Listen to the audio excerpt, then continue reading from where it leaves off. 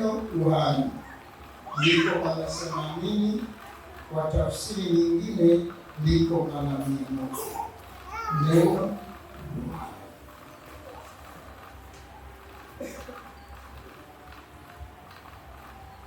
neno uzima ambalo Kigiriki linaitwa, ziko jina ngumu sana lakini linaitwa zoe. Neno uzima limeandikwa mara 135. Neno uzima limeandikwa mara 135. Katika Injili ya Yohana pekee linapatikana mara 36.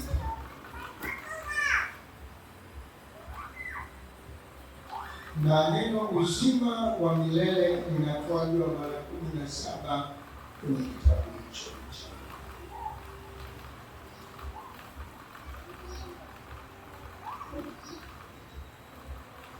Tukisoma kitabu cha Mwanzo sura ya 7 inasema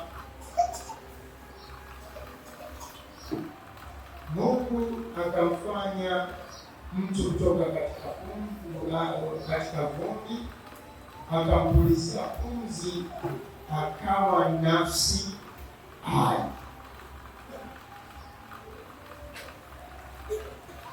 Lakini tukiona Mwanzo 2:19, Mungu alitaka kuiona hiyo nafsi hai ina uzima.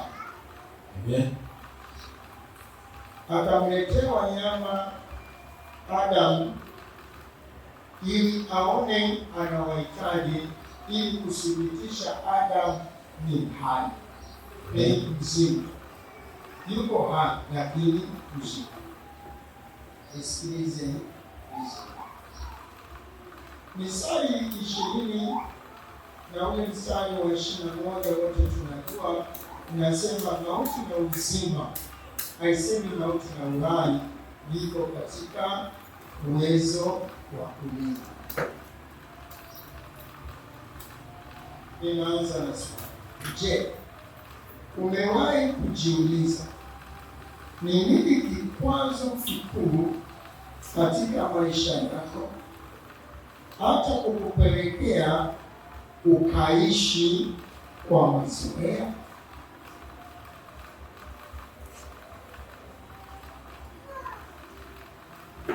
Je, umewahi kujiuliza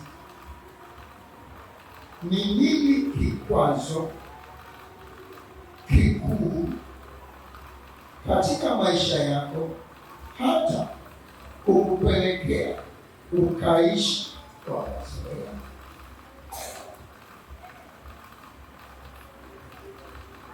Au kwa kuamini kuna watu wamejaliwa na wewe hujajaliwa?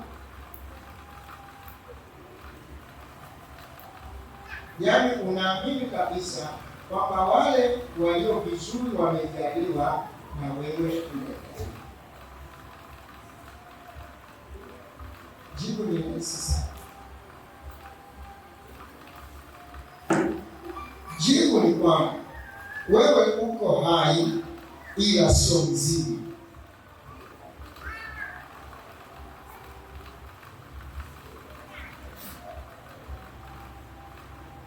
Jibu ni rahisi, lakini ulikuwa ujui. Jibu ni hili: wewe uko hai lakini sio mzima.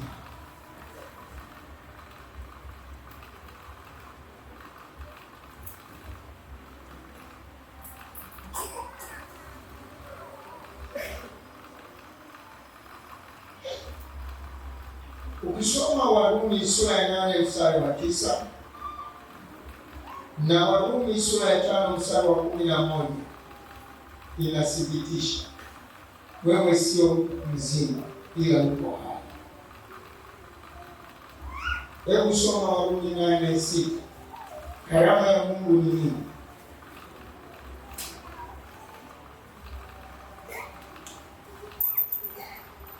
Warumi 8:9 inasema, Warumi 8:6 Kwa kuwa nia ya mwili ni mauti, bali nia ya Roho ni uzima na amani. Nia ya Roho ni uzima na amani, sio uhai.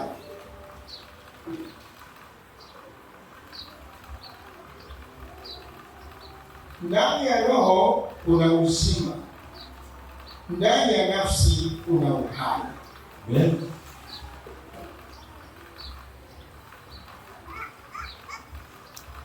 Warumi 5:7-11. Warumi 5:7-11. Kwa kuwa ni shida mtu kufa kwa ajili ya mtu mwenye haki, lakini yawezekana mtu kuthubutu kufa kwa ajili ya mtu aliye mwema. Bali Mungu aonyesha pendo lake yeye mwenyewe kwetu sisi, kwa kuwa Kristo alikufa kwa ajili yetu tulipokuwa tungali wenye dhambi. 9. Basi zaidi sana tukiisha kuhesabiwa haki katika damu yake, tutaokolewa na ghadhabu kwa yeye. 10. Kwa maana ikiwa tulipokuwa adui tulipatanishwa na Mungu kwa mauti ya mwana wake, zaidi sana baada ya kupata wetu Yesu Kristo, ambaye kwa yeye sasa tumeupokea huo upatanisho. Amen. Sasa tunamwona Adam, Mwanzo 2:15-23, akiwa na ari na pia kuna uzima ndani yake. Amen.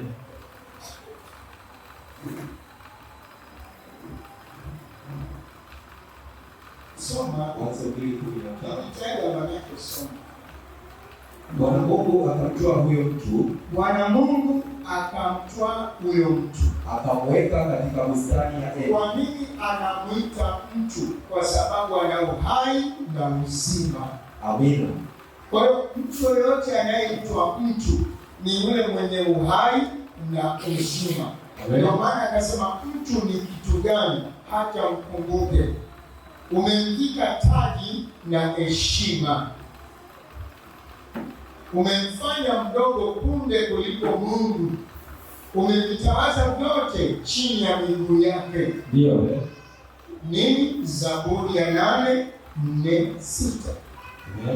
Tuendelee. Akamweka katika bustani ya Edeni. Akamweka mtu katika bustani ya Edeni. Ailime na aitunze. Namba 1, ailime na kuitunza, kwa sababu ni uhai na ni mzima.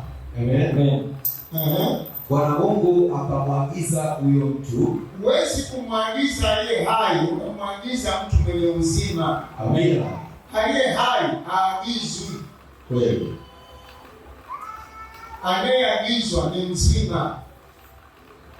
Akamwagiza huyo mtu akisema, matunda ya kila mti wa bustani waweza kula. Ndio. Walakini matunda ya mti wa ujuzi wa mema na mabaya usile.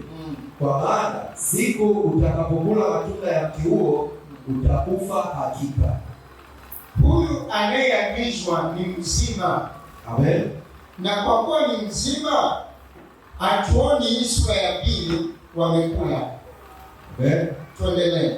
18.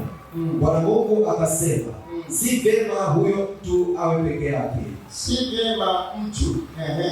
Nitamfanyia msaidizi wa kufanana naye. Ndio. Bwana Mungu akafanyiza kutoka katika ardhi kila wanyama wa tukamfuru. Huyu mtu alitoka kwenye ardhi na viumbe vingine vyote vimetoka wapi? Kwenye ardhi. Kutoka katika ardhi kila mnyama wa msituni na kila ndege wa angani akamletea Adam ili aone atawahitaji. Sasa kumbuka, wakati Adam anaumbwa hakuna mnyama yoyote aliumbwa. Kwa hiyo aliyetangulia kutoka kwenye ardhi ni mtu. Kwa hiyo alikuwa na uwezo wa kutambua vingine vyote vilivyotoka kwenye ardhi. Amen. Na ndio maana leo mwanadamu mwenye tabia ya uzima anaweza kufanya magunduzi mengi yasiyo ya kawaida. Haijalishi nayo dini, haijalishi ana dini, haijalishi ni wa shetani, haijalishi ni wa Mungu. Amen. Kila kiumbe hai, jina alilokiita Adamu likawa ndio jina lake. Adamu akawapa majina yao kila mnyama wa kufugwa na ndege wa angani. Kwa nini Adamu anatoa majina? Ndani ya Adamu kuna uzima. Amen. Na kila mnyama wa mwituni. Lakini hakuonekana wa kumsaidia Adamu aliyefanana naye. Bwana Mungu akamletea. Kwa nini sasa Mungu hakutoa mwanamke kwenye ardhi? Angelimtoa kwenye ardhi, manake mwanamke yule asingefanana na Adamu. Angefanana na viumbe vingine. Lazima huyu atokane na Adamu, ambaye Adamu kuna uhai ndani yake na kuna utashi ndani ya uhai unaoweza kubadilisha maisha. Amen. Na kutimiza lengo Mungu alilotaka huyu mtu hawe. Amen. Maana kinachofanya mwanadamu atimize lengo la Mungu ni utashi ulioko kwenye uhai. Yes. Na kwenye uzima, sio kwenye uhai. Kwenye uhai hakuna utashi, utashi uko kwenye uzima. Amen. Ndio maana adui alipokuja alihakikisha anaondoa uzima ili ule uhai autumie kama yeye alivyotaka. Na ndio maana watu wote wasiojua siri hii ndio wanaoamini, wengine wamejaliwa. Picha iko hapa. Hawa tangu tuwafunge kamba, hakuna anayejitahidi kufungua kamba, kwa sababu hawako hai, lakini sio wazima. Wangelikuwa wazima, tungeona juhudi za kujifungua. Lakini kwa kuwa hawa ni hai lakini hawako uzima, wamekaa kama madoli, wamekaa kama picha.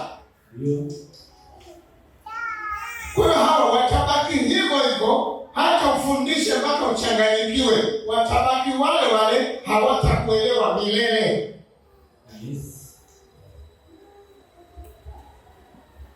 Ndio waliojaa makanisani.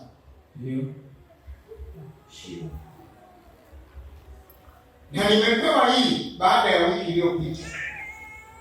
Chapia Yesu makofi kwa Mungu. Kama kuna shida, hatuko wengi hapa, uzima haupo. Amen. Ni madoli kama haya. Ndio. Hasa hapa kuna maendeleo. Hapana. Hapa kuna kuchukua hatua. Hapana. Hapa kuna kubadilisha maisha. Hapana. Haya ndio maisha ya Wakristo. Wa Pentecost walio. Ndio. Hawajawa na nguvu ya uzima. Walikuwa wanaijua Warumi ile 5 inavyosema. Kila maisha mtu Pentecost angebadilika. Amen.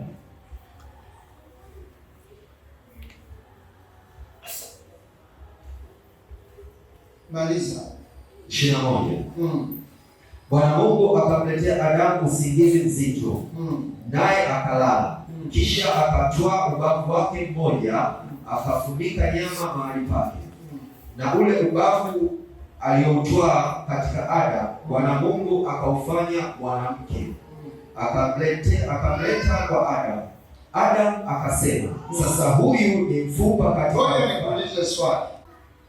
Kwa hiyo kumfundisha mtu aliye hai, yes, unapoteza muda, kwa sababu hatabadilika, hatakuelewa, na hatafanya. Na hata akifanya, anafanya kinyume cha alivyotakiwa kufanya, kwa sababu maisha huwa yana kanuni. Hakuna kinachobadilika nje ya kanuni. Hiwe ni kwa Mungu, hiwe ni kwa Shetani. Zipo kanuni zinazoruhusu badiliko litoke. Amen.